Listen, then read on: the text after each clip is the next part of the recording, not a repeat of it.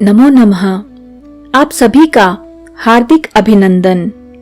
आइए श्री विष्णु पुराण के द्वितीय अंश के अंतिम अध्याय 16वें अध्याय का पाठन आरंभ करते हैं। ऋभु की आज्ञा से निदाग का अपने घर को लौटना। ब्राह्मण बोले, हे नरेश्वर, तदनंतर सहस्त्र वर्ष व्यतीत होने पर महर्षि ऋभु निदाग को ज्ञानोपदेश करने के लिए फिर उसी नगर को गए। वहां पहुंचने पर उन्होंने देखा कि वहां का राजा बहुत सी सेना आदि के साथ बड़ी धूमधाम से नगर में प्रवेश कर रहा है और वन से कुशा और समिध लेकर आया हुआ महाभाग निदाग जनसमूह से हटकर भूखा प्यासा दूर खड़ा है। निदाग को देखकर ऋभु उसके निकट गए और उसका अभिवादन करके बोले, हे द्विज, यहाँ एकांत में आप कैसे खड़े हैं? निदाग बोले, हे विप्रवर, आज इस अति रमणीक नगर में राजा जाना चाहता है, सो मार्ग में बड़ी भीड़ हो रही है, इसलिए मैं यहाँ खड़ा हूँ। ऋभु बोले, हे द्विज श्रेष्ठ, मालूम होता है कि आप यहाँ की सब बातें जानते हैं, अतः कहिए इनमें राजा कौन है और अन्य पुरुष कौन है? निदाग बोले, यह जो पर्वत के समान ऊंचे मत गजराज पर चढ़ा हुआ है वही राजा है तथा दूसरे लोग परिजन हैं। ऋभु बोले, आपने राजा और गज दोनों एक साथ ही दिखाए, किंतु इन दोनों के पृथक पृथक विशेष चिन्ह अथवा लक्षण नहीं बतलाए, अतः हे महाभाग, इन दोनों में क्या क्या विशेषताएं हैं यह बतलाइए। मैं यह जानना चाहता हूँ कि इनमें कौन राजा है और कौन गज है। निदाग बोले, इनमें जो नीचे है वह गज है और उसके ऊपर राजा है। हे द्विज, इन दोनों का वाह्य वाहक संबंध है, इस बात को कौन नहीं जानता? ऋभु बोले, ठीक है, किंतु हे ब्राह्मण, मुझे इस प्रकार समझाइए जिससे मैं यह जान सकूं कि नीचे इस शब्द का वाच्य क्या होता है और ऊपर किसे कहते हैं।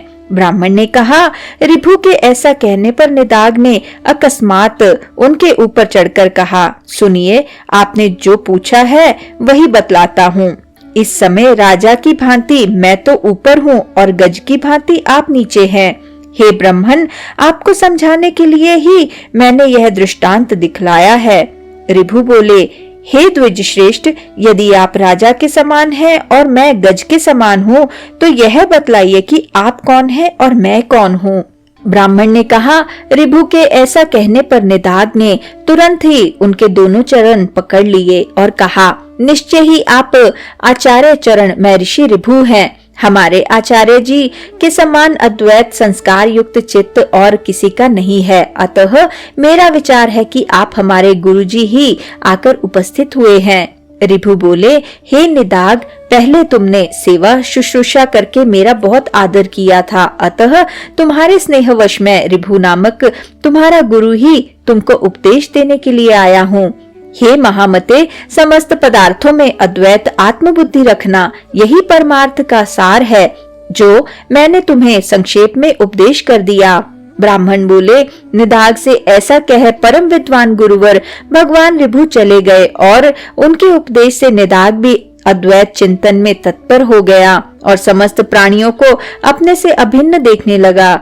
हे धर्मज्ञ, हे पृथ्वीपति, जिस प्रकार उस ब्रह्मपरायण ब्राह्मण ने परम मोक्ष पद प्राप्त किया, उसी प्रकार तू भी आत्मा, शत्रु और मित्रादि में समान भाव रखकर अपने को सर्वगत जानता हुआ मुक्ति लाभ कर। जिस प्रकार एक ही आकाश श्वेत नील आदि भेदों वाला दिखाई देता है, उसी प्रकार भ्रांत दृष्टियों को एक ही आत्मा पृथक पृथक दिखता है। इस संसार में जो कुछ है वह सब एक आत्मा ही है और वह अविनाशी है, उससे अतिरिक्त और कुछ भी नहीं है। मैं, तू और ये सब आत्म स्वरूप ही है, अतः भेद ज्ञान रूप मोह को छोड़।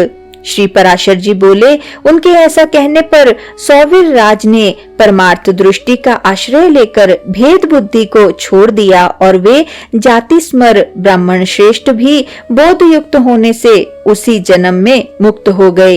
इस प्रकार महाराज भरत के इतिहास के इस सारभूत वृतांत को जो पुरुष भक्ति पूर्वक कहता या सुनता है, उसकी बुद्धि निर्मल हो जाती है, उसे कभी आत्म विस्मृति नहीं होती और वह जन्म जन्मांतर में मुक्ति की योग्यता प्राप्त कर लेता है।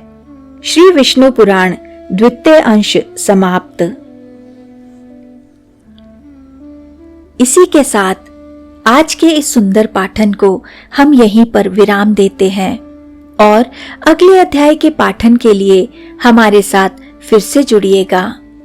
आइए विष्णु जी के इस सुंदर मंत्र से आज के पाठन का समापन करते हैं।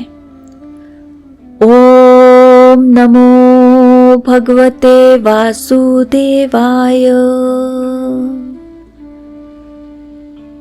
ओम नमो भगवते वासुदेवाय।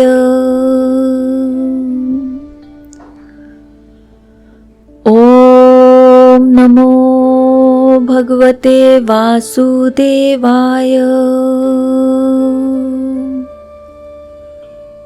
ओम नमो भगवते वासुदेवाय।